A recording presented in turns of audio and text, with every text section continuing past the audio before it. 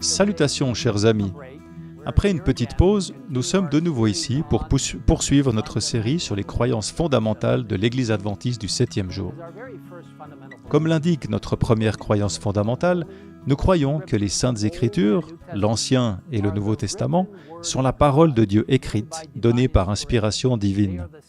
Elles sont la norme du caractère, le critère d'expérience, le révélateur irrévocable des doctrines et le récit digne de confiance des interventions de Dieu dans l'histoire. Dans le psaume 119, qui est le plus long psaume de la Bible, au verset 105, la Bible dit « Ta lampe est une lampe à mes pieds et une lumière sur mon sentier. » Et c'est sur la parole de Dieu, la Bible, que sont basées toutes nos croyances fondamentales. Aujourd'hui, nous allons aborder la croyance fondamentale numéro 19, la loi de Dieu. Qu'est-ce que la loi de Dieu? S'agit-il simplement d'un ensemble de règles arbitraires créées par quelqu'un qui souhaite nous contrôler? Ou pourrait-il s'agir de règles de vie conçues pour nous apporter joie et bonheur? La plupart des gens connaissent l'histoire de Moïse montant sur le mont Sinaï et qui reçoit les 10 commandements écrits par la main de Dieu sur 2 tables de pierre.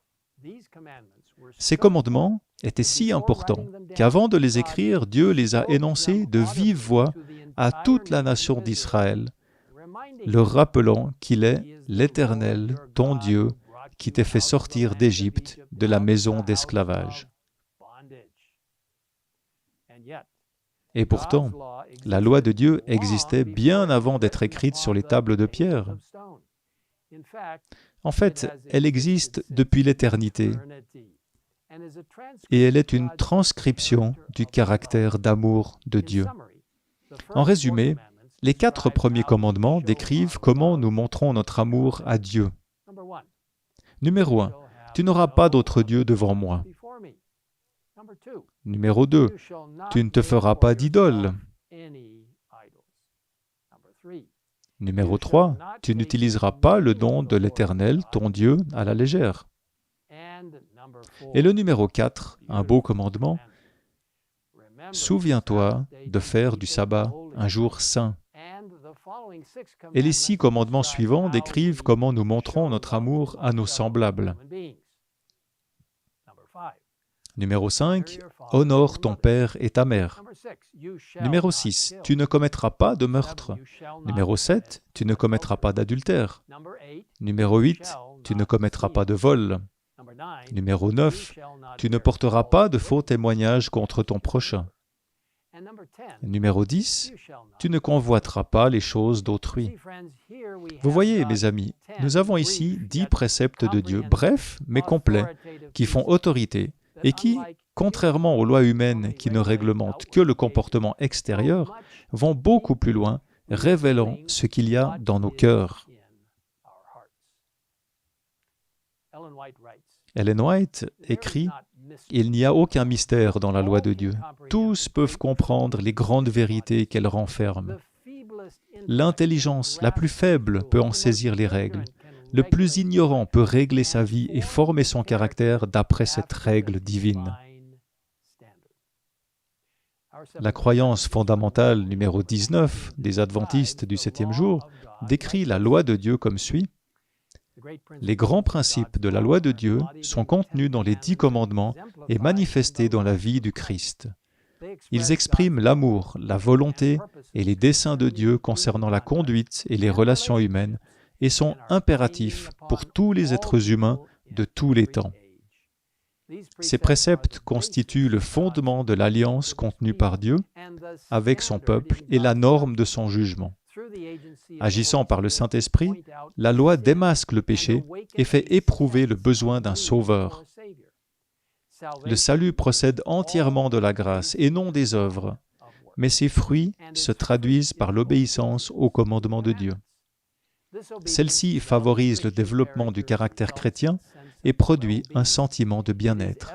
C'est une manifestation de notre amour pour le Seigneur et de notre intérêt pour nos semblables. L'obéissance qui vient de la foi révèle la puissance du Christ qui transforme les vies et renforce ainsi le témoignage du chrétien. Vous voyez, mes amis, alors que 1 Jean 3 au verset 4 déclare que tous ceux qui pratiquent le péché violent la loi, et que Romains 3 au verset 23 nous dit que tous ont péché et sont privés de la gloire de Dieu, la loi de Dieu met en évidence notre besoin d'un Sauveur. Un Sauveur qui, par son sang, nous justifie, par son Esprit, nous sanctifie, nous donnant le pouvoir d'observer ses commandements par sa puissance. Nous l'aimons parce qu'il nous a aimés le premier, lit-on dans 1 Jean 4 au verset 19. Dans Jean 14, verset 15, Jésus nous dit « Si vous m'aimez, respectez mes commandements ». Et le bien-aimé apôtre Jean nous assure que ces commandements ne représentent pas un fardeau. Mes amis, il y a beaucoup plus à apprendre sur cette importante croyance fondamentale que nous n'avons pas le temps d'aborder dans cette courte vidéo. Je vous encourage donc à visiter le site indiqué sur l'écran. Vous pourrez en apprendre davantage sur la loi de Dieu et ses implications pour nous aujourd'hui. En conclusion, prenons un instant pour considérer comment la loi de Dieu est une inspiration pour l'âme. Le psalmiste a déclaré « Combien j'aime ta loi! Je la médite toute la journée. J'aime tes commandements plus que l'or fin. Même lorsque la détresse et l'angoisse se sont emparées de moi, tes commandements font mon plaisir. » Vous voyez, mes amis, Dieu a donné sa loi pour accorder aux gens d'abondantes bénédictions et pour les amener à une relation salvatrice avec lui. Remercions-le pour le don incroyable qu'il nous offre par son pouvoir de justification et de sanctification, tel qu'il est révélé dans sa loi d'amour éternel. Prions ensemble.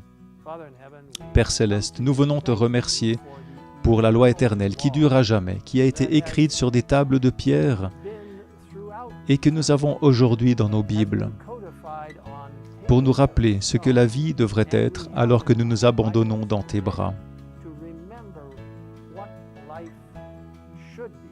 Merci pour la puissance de justification du Christ. Merci pour la puissance de sanctification du Seigneur et du Saint-Esprit. Nous te demandons de nous aider à nous rappeler que la loi de Dieu est la transcription de ton caractère et que ton caractère est amour. Merci de nous avoir écoutés. Au nom du Christ. Amen. Thank you for hearing us in Christ's name.